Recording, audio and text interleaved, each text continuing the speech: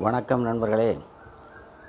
தாய் தந்தை, குரு மற்றும் தெய்வங்களை வணங்கி கொண்டு இப்பொழுது 12 லக்கணங்களுக்கும் சனி சுபத்துவம் பெற்றால் தரும் நன்மைகளை பற்றி இப்போது பார்க்கலாம். மகரம், கும்பம் லக்கணங்களுக்கு லக்னாதிபதி நன்மைகளை தருவதாக கடமைப்பட்டவர். இந்த 2 லக்கணங்களுக்கும் அவர் ஆட்சி வலு அடைந்திருந்தால் கூட சுபத்துவமோ பூட்சுமோடுவோ பெற்றிருந்தால் மட்டுமே நன்மைகளை செய்வார். சுவர் பார்வையின்றி அவர் லக்கணத்தில் ஆட்சி பெற்றிருப்பதோ அல்லது உச்சம் பெற்றிருப்பதோ ஜாதகருக்கு நன்மைகளை தராது. அதோடு சனி சுக வாழ்வையும் தரமாட்டார். உலகில் உள்ள பணக்காரர்களில் பெரும்பாலானோர்கள் சனி நீசமான அமைப்பில் பிறந்து சுபத்துவமோ சூட்சுமோடுவோ பெற்ற ஜாதக அமைப்பை கொண்டவர்கள் என்பது இங்கே குறிப்பிடத்தக்கது. லக்கணத்தில் சனி ஆட்சி பெற்றிருக்கும் நிலையில் குரு 5, 9ஆம் இடங்களிலிருந்து சனியை பார்க்கும்போது ஜாதகருக்கு நல்ல பலன்கள் இருக்கும்.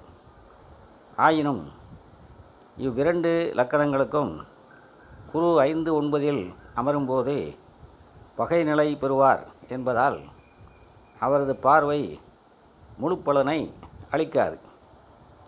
மகரத்திற்கும் கும்பத்திற்கும் சனி உச்சம் பெறும் நிலையில் மேசத்தில் குரு அமர்ந்து பார்த்தால் நல்ல பலன்களை அளிப்பார். உச்சம் பெற்ற சனியுடன் கேது இணைந்திருப்பதும் நன்மைகளை தரும். சனி நேர்வீடு எனப்படும் ஆட்சி உச்சத்தை அடைகையில் குருவின் பார்வை, இணைவு ஆகியவை முதல் நிலை சுபத்துவத்தையும், அடுத்து சுக்கிரனின் பார்வை, இணைவு 2ஆம் நிலை சுபத்துவத்தையும், பின்னர் தனிப்புதன், இறுதியாக வளர்பிறை சந்திரன் ஆகியோரின் பார்வை அல்லது இணைவு 3ஆம் மற்றும் 4ஆம் நிலை சுபத்துவத்தையும் சனிக்கு அளிக்கும். இந்த நிலைகளில் கேதுவின் இணைவும் அவரை புனிதப்படுத்தும். மகரத்திற்கு சனி 2இல் ஆட்சி பெறுவது நல்ல நிலை அல்ல. இந்த அமைப்பினால் தாமத திருமணம், நிம்மதியான குடும்ப வாழ்க்கை அமையாத நிலை போன்றவற்றை சனி செய்வார். சனி 2ஆம் வீட்டிற்கு அதிபதியாகவே இருந்தாலும் கூட அந்த வீட்டில் அமரவோ தன் வீட்டை தானே பார்க்கவோ கூடாது. தனது வீடாகவே இருந்தாலும் சனியின் பார்வை அந்த வீட்டை கெடுக்கவே செய்யும்.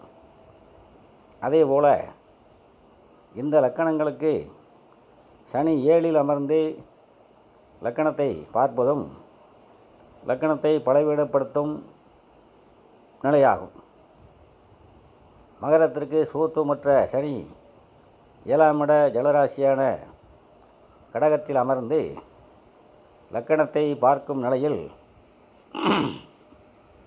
ஜாதகரை குடி அல்லது வேறு விதமான போதை பழக்கத்திற்கு அடிமையாக்குவார். கும்பத்திற்கு 7இல் அமர்ந்து லக்கணத்தை பார்க்கும் சனி ஜாதகரை நிலையற்ற குணமுள்ளவராகவும் சந்தேகம், தாழ்வு மனப்பான்மை உள்ளவராகவும் மாற்றுவார். கும்பத்திற்கு 11இல் சனி அமர்ந்து லக்கணத்தை பார்ப்பது சிறப்பு. மகரத்திற்கு 4இல் நீசமாகி சுபத்துவமும் சூட்சுமமும் அடைந்து லக்கணத்தை பார்த்தால் ஜாதகரை உயர்ந்த நிலைக்கு கொண்டு செல்வார். மகரத்திற்கு 3 மற்றும் 6இல் சனி அமர்வது லக்கணத்தில் இருப்பதை விட சிறப்பை தரும். கும்பத்திற்கு 4, 8, 11இல் இருப்பது மிகுந்த நன்மை அளிக்கும். இன்னும் ஒரு தனித்த நிலையாக சனி ஒரு இயற்கை பாவக்கிரகம் என்பதால் திரிகோண பாவங்களில் அவர் இருக்கக்கூடாது. அதாவது 5, 9ஆம் இடங்களில் சனி இருப்பது ஜாதகருக்கு நன்மைகளை அளிக்காது. பாபரான சனி திரிகோண ஸ்தானங்களில் இருப்பதை விட 4, 7, 10 ஆகிய கேந்திரங்கள் மற்றும் அவர் ஸ்தான பலம் பெறும் 3, 6, 11ஆம் இடங்களில் சுபபலம் பெற்று அமர்ந்திருப்பதும் அவரது தசைகளில் நன்மைகளை தரும். அடுத்து சுக்கிரனின் ரிஷப துலாம் லக்கணங்களுக்கு சனி யோகாதிபதியாகவும் துலாத்திற்கு பூரண ராஜ யோகாதிபதியாகவும் அமைவார். ரிஷபத்திற்கு பாதகாதிபத்தியம் பெற்ற ராஜ யோகாதிபதி எனும் அமைப்பை பெறுவார். ரிஷபத்திற்கு பாதகாதிபதியாக அமைவதால் தான் சனி 6ஆம் இடத்தில் உச்சம் பெறுகிறார். 6இல் மறைந்து வலுப்பெறும் இந்த நிலையில் சனி நல்ல யோகங்களை செய்வார். உச்ச நிலையோடு சுபத்துவமும் சூட்சும வலுவும் சேர்ந்தால் ஜாதகரை தனது தசையில் தனது காரகத்துவங்களின் மூலம் வாழ்வில் உச்சத்துக்கு கொண்டு செல்வார். அதே நேரத்தில் ரிஷபத்திற்கு 9ஆம் இடத்தில் சனி ஆட்சி வருவதன் மூலம் 9ஆம் இடத்தை கெடுத்து தனது பாதகாதிபத்தியத்தை வலுப்படுத்துவார். வேறு வழிகளில் வலுவிழக்காமல் சுபத்துவமும் அடைந்திராத நிலைகளில் தனது தசையில் கொடுத்து கெடுப்பார். தசையின் ஒரு பகுதியில் செல்வங்களை கொடுத்து தசையின் இறுதியில் வீழ்ச்சியினை உண்டு பண்ணுவார். அவரது சுபத்துவம் மற்றும் சூட்சுமோடு மட்டுமே இப்பலன்களை மாற்றும். சனி 10ஆம் இடத்தில் இருக்கின்ற நிலையை பார்த்தோமே ஆனால் இங்கே அவர் ஆட்சி என்பதோடு மூலத்திரிகோண வலுவையும் பெறுவார். ஜீவனாதிபதி தன் வீட்டில் ஆட்சியாக இருக்கிறார் எனும் நிலை சனியிடம் எடுபடாது. இங்கு அமரும் சனி ஜாதகரின் நிரந்தர வேலை தொழில் அமைப்பை கெடுப்பார் என்பதே சரியானதாகும். ரிஷபலக்கணக்காரர் ஒருவர் சனி 10இல் ஆட்சி பெற்றிருந்தும் நிரந்தர வேலை தொழில் அமைப்பை தந்திருக்கிறார் என்றால் அவர் அங்கே புதனுடன் இணைந்தோ கூறு பார்வை பெற்றோ வேறு வகைகளில் சுகத்துவமாகியோ இருப்பார் என்பது உறுதியாகும். சில நிலைகளில் குருவின் வீடுகளான 8 மற்றும் 11ஆம் இடங்களில் சுகத்துவத்தோடு இருக்கும் நிலைகளில் ரிஷபத்திற்கு சனி நன்மைகளை செய்வார். இதை விடுத்து வேறு எந்த நிலைகளில் அவர் இருப்பதும் நன்மைகளை தராது. அவரது நட்பு வீடுகள் என்று சொல்லப்படும் லக்கணம் மற்றும் 2ஆம் இடமான மிதுனம் ஆகிய இடங்களில் தனித்து சுபர் பார்வையின்றி இருப்பதும் நன்மைகளை தராது. இன்னொரு நட்பு வீடான 5ஆம் இட கன்னியில் இருப்பது குழந்தைகள் விஷயத்தில் குறைகளை தரும். துலாம் லக்கணத்தில் சனி உச்சம் பெற்றால் உயரம் குறைந்த நிலையை தருவார். கூடவே ஜாதகருக்கு குறுகிய மனப்பான்மை, சுயநலம், பிடிவாதம் போன்ற குணங்களும் இருக்கும். சுபத்துவமோ சூட்சுமளவோ பெற்றால் மட்டுமே இப்பலன்கள் மாறும். இங்கு இருக்கும் சனியால் தாமத திருமணத்திற்கு பிறகும் நிம்மதியற்ற வாழ்க்கை இருக்கும். துலாத்திற்கு சனி மேசத்தில் நீசம் பெற்று ஸ்தானபலம் இழந்து 7ஆம் இடத்தில் அமர்ந்தால் திக்பலம் அடைந்து தனித்து 11இல் அமர்ந்த குருவியின் பார்வை பெறுவது உச்சத்தை விட மேலான ஒரு மேன்மையை ஜாதகருக்கு தரும். குருவும் சனியும் வர்க்கோத்துவம் அடைந்திருப்பது மேலும் சிறப்பாகும். அடுத்து துலாத்திற்கு 4ஆம் வீட்டில் அமர்ந்திருப்பது ஒரு வகையில் நன்மையே. இங்கிருக்கும் சனியால் வீடு, வாகனம், தாயார் போன்ற விஷயங்கள் பாதிக்கப்பட்டாலும் சூட்சுமோடு அடைந்திருக்கும் நிலையில் சனி தசை நன்மைகளை செய்யும்.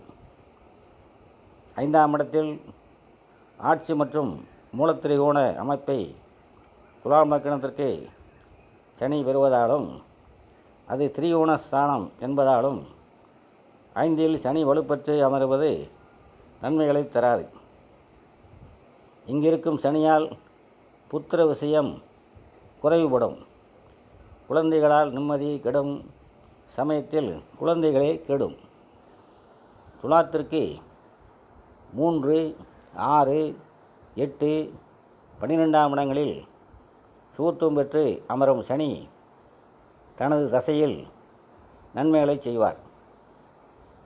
அதே நேரத்தில் இந்த நன்மைகளை தனது புத்திகளில் செய்ய மாட்டார். எந்த ஒரு கிரகமும் தன்னுடைய இயல்பான நன்மை தீமைகளை தன்னுடைய தசையில் மட்டுமே செய்யும். இன்னொருவருடைய தசையில் தன்னுடைய தனித்தன்மையை எந்த கிரகத்தாலும் காட்ட இயலாது. அடுத்து மிதுன லக்னத்திற்கு சனி 8 மற்றும் 9க்கு அதிபதியாகி பாக்கியாதிபதி எனும் அந்தஸ்தை பெறுவார். இந்த லக்கணத்திற்கு அவர் 5ஆம் இடத்தில் உச்சம் பெறுவாரேயானால் வேறு ஏதாவது ஒரு வகையில் சுபத்துவம் அல்லது சூட்சும அடைந்தே தீர வேண்டும், அல்லது வலுக்குறைய வேண்டும், அதாவது வக்கரமடைய வேண்டும். ஒரு பாவக்கிரகம் திரிகோண ஸ்தானத்திற்கு அதிபதியாகி இன்னொரு திரிகோணத்தில் அமர்வது கண்டிப்பாக நல்ல நிலை அல்ல. இந்த அமைப்பின் மூலம் 5ஆம் இடத்தின் முக்கிய காரகத்துவமான புத்திரம் தாமதமாகும், அல்லது ஆண் குழந்தைகள் இல்லாத நிலை, அல்லது குருவும் பலவீனமாயிருந்தால் குழந்தைகளே இல்லாத நிலை உண்டாகும். 8ஆம் இடத்தில் அவர் ஆட்சி பெறுவது மிக நீண்ட ஆயுளை ஜாதகருக்கு தரும். வேறு வழியில் சுபத்துவம் பெற்றிருந்து லக்னாதிபதியும் நல்ல நிலைமையில் இருந்தால் ஜாதகர் வெளிநாட்டில் நீடித்து வாழும் அமைப்பை பெறுவார். இதற்கு 12க்கு அதிபதி சுக்கிரனும் ஒத்துழைக்க வேண்டும். அடுத்த ஆட்சி நிலையான 9ஆம் இடத்தில் சனி ஆட்சி பெறுவதை நன்மைகளை தராது. இதற்கான காரணத்தை ரிஷபலக்கண விளக்கத்தில் சொல்லியிருக்கிறது. ஒரு பாவக்கிரகம் திரிகோணத்திற்கு அதிபதியாகி அங்கே வலுப்பெறுவது நல்லதல்ல.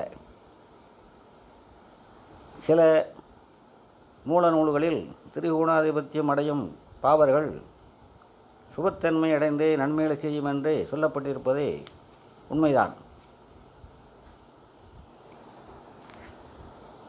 இது சனிக்கு பொருந்தவே பொருந்தாது. நடைமுறையில் ஆய்வு செய்து பார்க்கும் பொழுது இந்த உண்மை புரியும்.